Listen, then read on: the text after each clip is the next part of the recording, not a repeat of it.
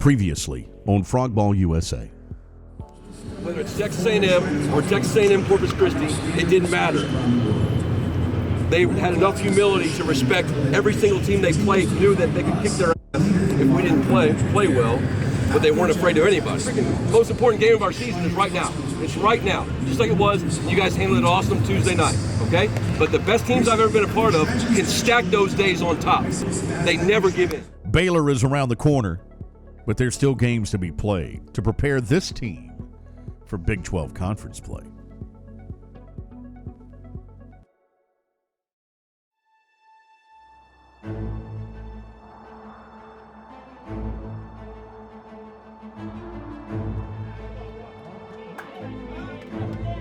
From day one, I've told everybody that you're going to get coached like crazy. Our job's, our goal is to get back to the World Series, and our players need it, our fans need it, and I have no idea what kind of season we're going to have. I just know I like our team. The number one core value of our program is to be selfless, and it's really going to get tested this year. There's no doubt about it.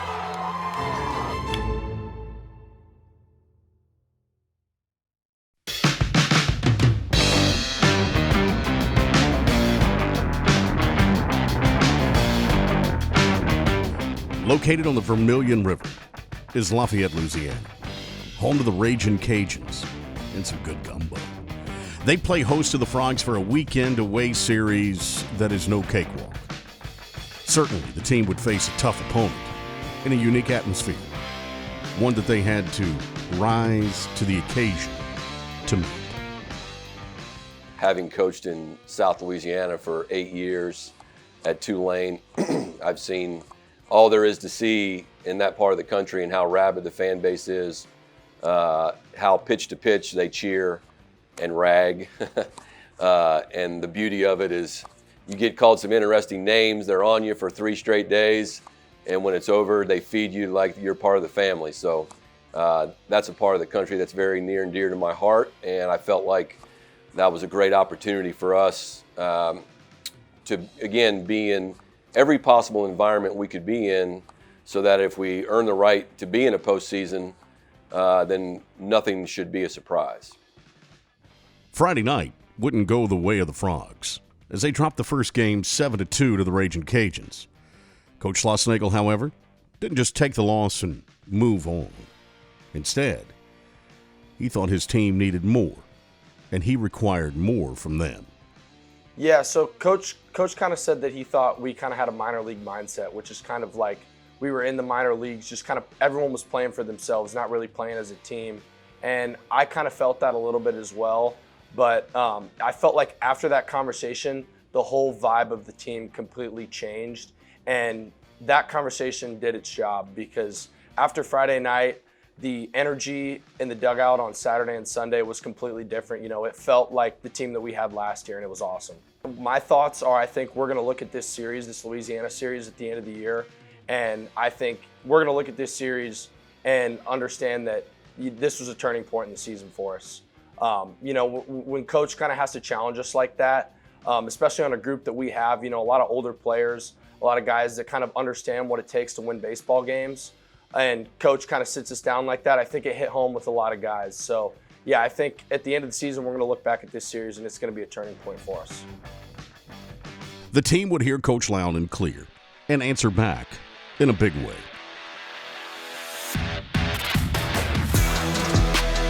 Austin Crowe would be practically unhittable in this one, as he struck out a career-high 9 batters. This was followed up with Connor Shepard's base hit that brought in Zach Humphries. Here's the 2-2. Shepard hits it sharply back up the middle and through for a base hit. Humphries being waved around from second. He will score, and it's 2-0 TCU. Then Braden Taylor got in the act with a home run in the 6th. This ball's drilled to deep right field. Looking up is Roccaforte. See ya! That one's into the trees, and it's a 3-1 TCU lead. It would only pile on from there. Multiple runs scored from errors and hits. Zach Humphries capped it off in the 8th inning with this 3-run blast. Zach Humphreys with a 3-run home run, and this game has been broken wide open. It's now 13-1 TCU. Finally, on Sunday, another outstanding pitching job. This one masterfully done by Johnny Ray. They handle the Cajuns' offense, guiding TCU to a 5-1 victory to take the series in Lafayette. None of the scoring looked better than Connor Shepard's long home run to right. And now finally delivers the pitch, and this ball is drilled towards right field. If it's fair, it's trouble, and it is gone! Right down the line, just under. The team would head back home with another series win under their belt. TCU came into the Baylor series with an extra chip on their shoulder. You see, the Bears have had TCU's number for some time now, dating back to 2018. With this rivalry, it's not just about baseball. It's very much personal. Just 90 miles apart, the Frogs and the Bears know each other quite well. Honestly, I'm going to remind them. I think this particular team can handle taking it personal. And in baseball, you have to be careful with that because every game does still mean so much. You know, I've challenged this team to kind of make it more personal.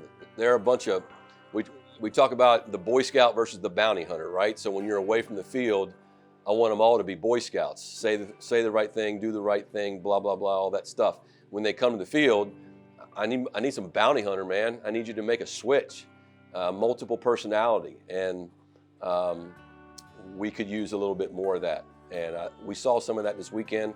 We'll find out this when we start Big 12 play. When you play Baylor, you can just tell, there's a little, the intensity is up. So you can definitely feel that going into this week. And, for me, I'm just taking it personal. This weekend, it's personal. I remember watching the games, and Baylor swept TCU back in 2019. So even though I wasn't a part of the team, I'm a part of the TCU family now. And I take that personal, them sweeping us. So I'm ready to go play some good baseball this weekend. Yeah, no doubt. I'll tell you what really matters is the fact that they've freaking beat our rear end so many times in a row. And in 2019 came in here and beat us by about 50 runs over 3 days. So to me, that really matters. So this is one of those weekends, it really stinks to coach. I really wish I could play, which would be ugly, but at least you could have maybe more of an impact on it. Nice and easy, all right? Yeah. And the rest of the game, we're going to all right? Russell going to fill it up, and we're going to crush him there. Yeah. Every single pitch.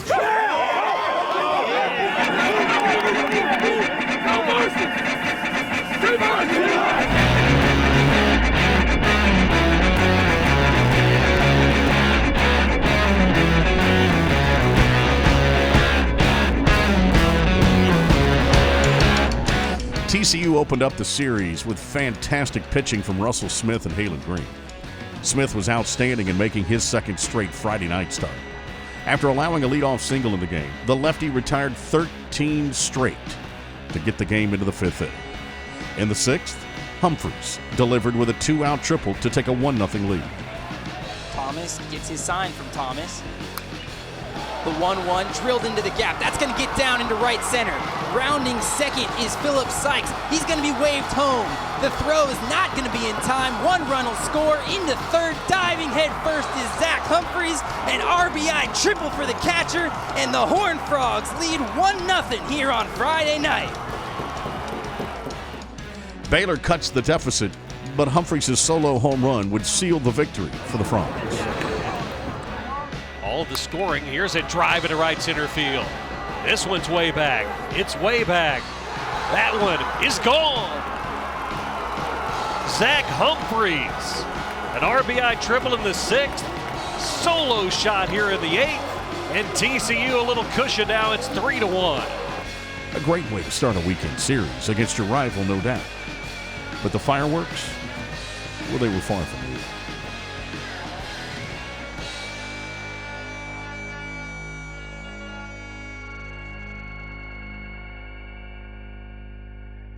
The Frogs were all gas and no brakes on Saturday in their second game against Baylor. Zach Humphreys drove in the first run. Then Hunter Wolf's 3-run shot to the bullpen gave the lead to the Frogs at 4-0. Looking to extend it. Wolf hits it high and deep to left field. Back goes Gonzalez. See ya! A Gene Wood homer, and the Frogs had found double digits. Here's the 1-0 pitch, and this is a high drive into right field. Back goes Downey. He's at the warning trot. He runs out of room. It's gone. Gene Wood goes yard, and the Frogs lead 10-0.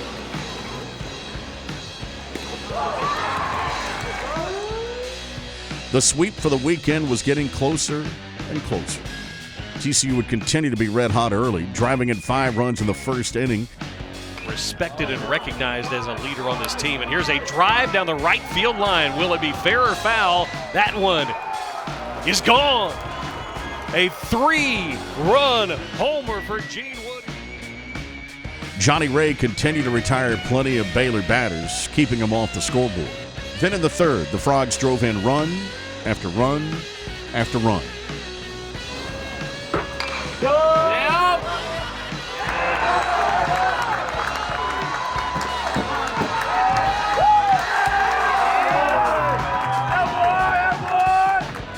Looks back at Rogers at second.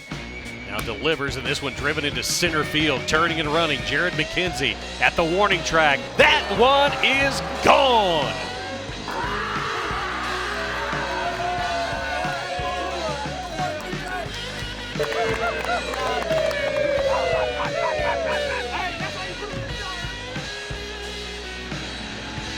TCU would seal Baylor's fate as the Frogs sweep in dominant fashion. Baylor was a message sent out to the conference to be heard loud and clear. The mission is Omaha. Standing in the way is the Big 12.